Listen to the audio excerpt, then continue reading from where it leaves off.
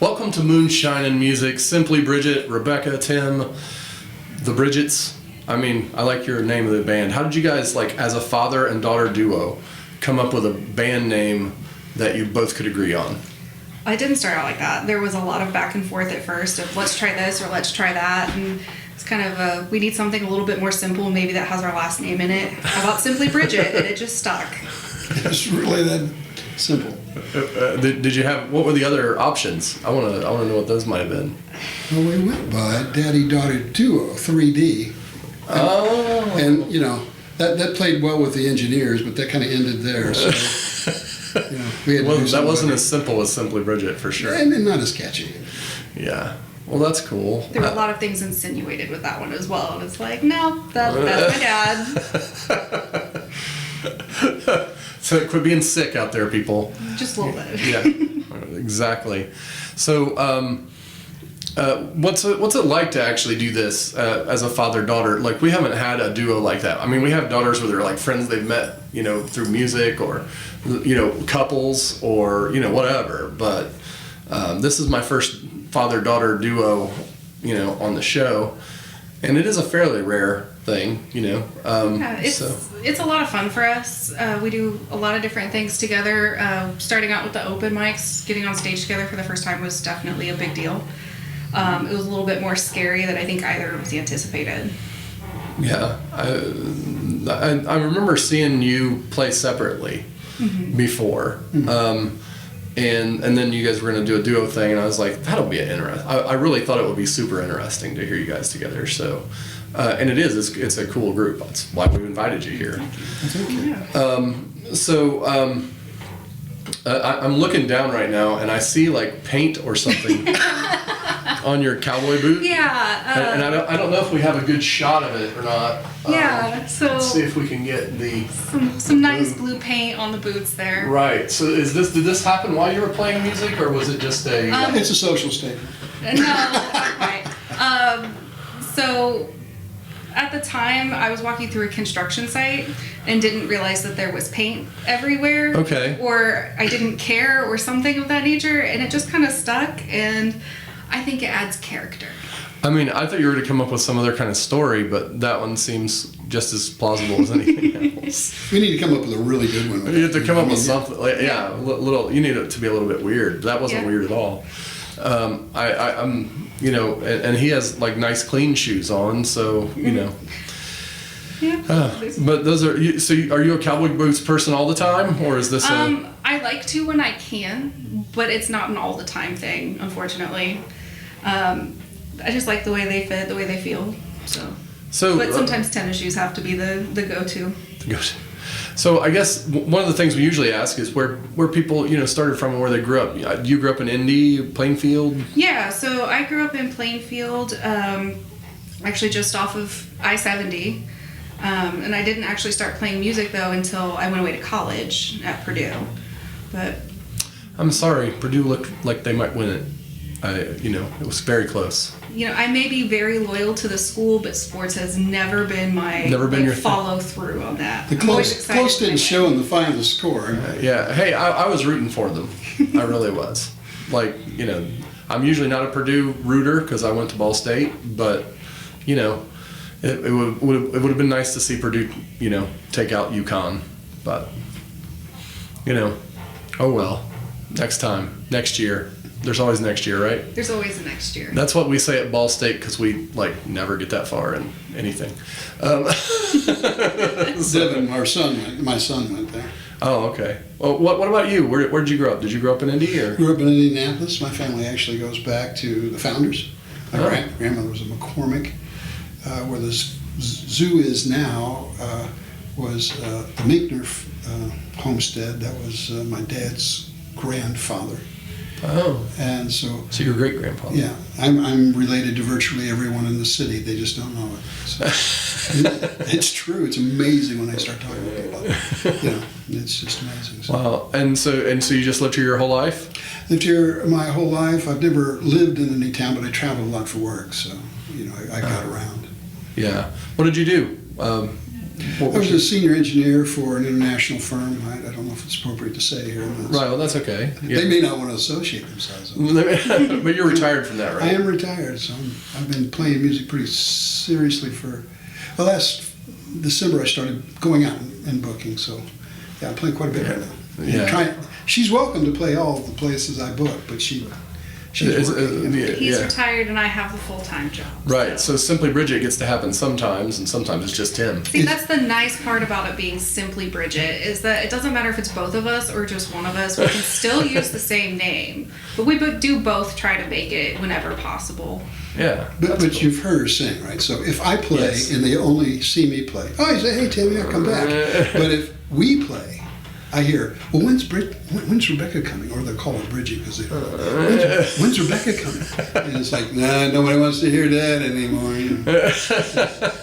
And that's the way it should be. That's okay. I mean, I would be very proud of that. You know, I'm very proud of it. So, the songs that you're going to do tonight, do you have like one that you're going to be like, hey, you should really listen to this one. It's our kick-ass song. It's the best one. So we're playing separate songs. So he'll play guitar and I'll do backup, and then we'll switch. I know the one for mine tonight that I'm really looking forward to doing is called Do You Now. When I wrote that song, I was really angry, and then it just turned into, you know what, I really like this song. I'm just gonna put everything into that. So it's not as much of a venting song now as it was when I first wrote it, but you know, it's something that I get really excited about. She was actually living at home for a little while when she was writing that song. The dog's afraid of her now. Well, did you have one that you're looking forward to? You know, I wrote one. I don't know if it really sells or not. I'll do Sanchez, which a lot of people have heard. And that's very different. You know, fusion of rap and Latin and progressive music. But I'll do one that I've not too many people have heard. You've never not heard yet, Joe. I just wanted to learn to play bossa nova. I don't know why. I just started looked it up on YouTube and then started playing some bossa nova. And, you know, I'm a fingerstyle player. Right. And this song jumped out of me in about 20 minutes. And for the last 7 years, you know, kind of like when you're a writer, you got to do that death song. You know, it's kind of like an actor has to do a prison movie. And it's tough, it's hard, but you know, you want to I want to round out everything. And as you know, every song I write is very different than the last one. I don't do similar songs. I always try to do something very different.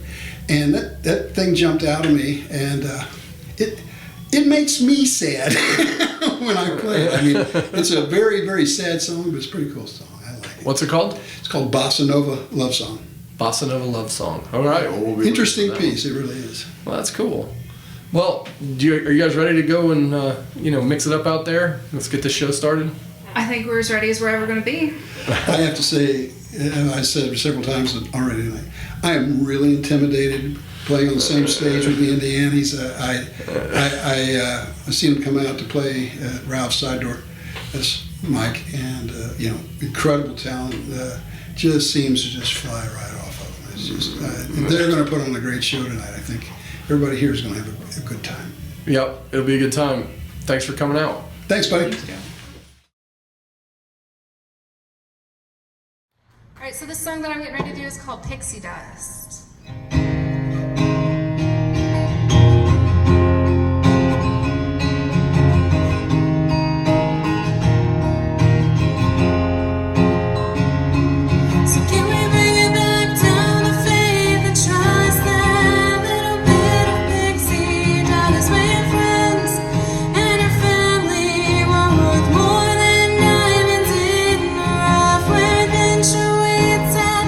Every turn and there's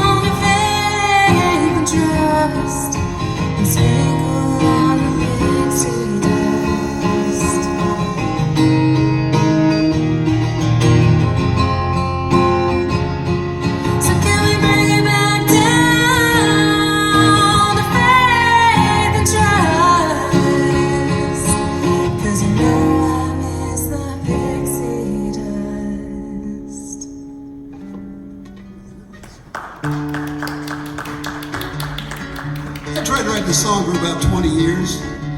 Set one down one day, wrote it in about 15 minutes.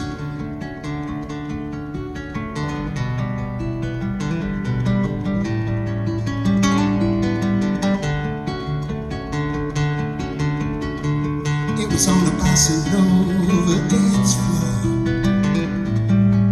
40 years ago today.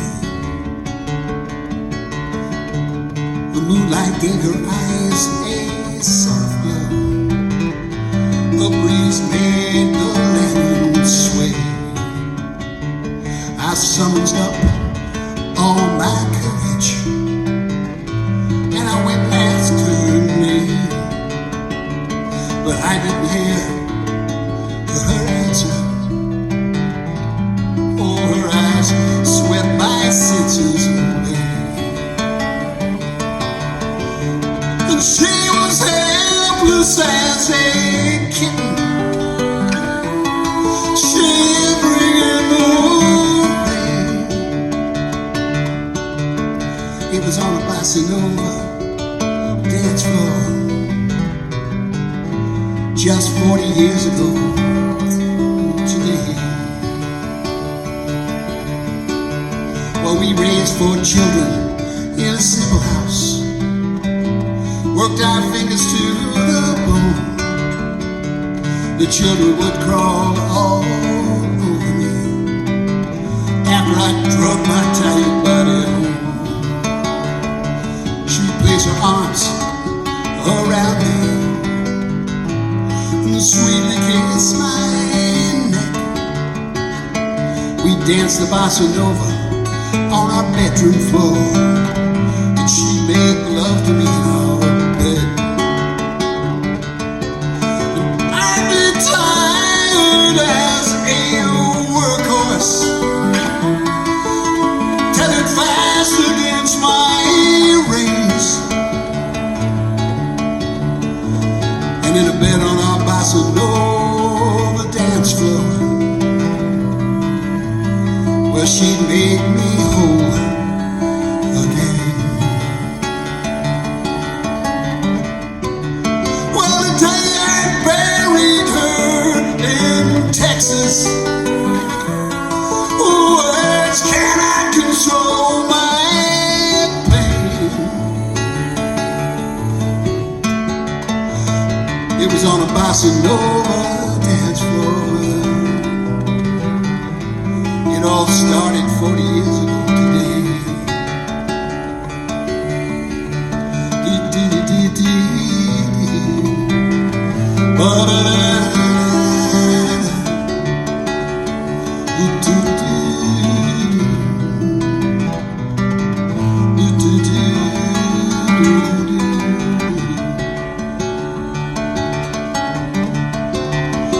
Well, here I'm standing crying by her tombstone in a cold El Paso rain,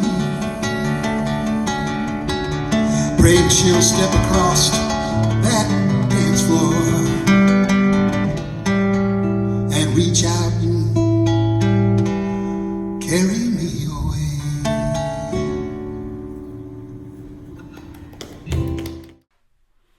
Moonshine and Music is produced by Joe Shelton. Our cameraman, grip, and stunt double is Brent Lee Smith.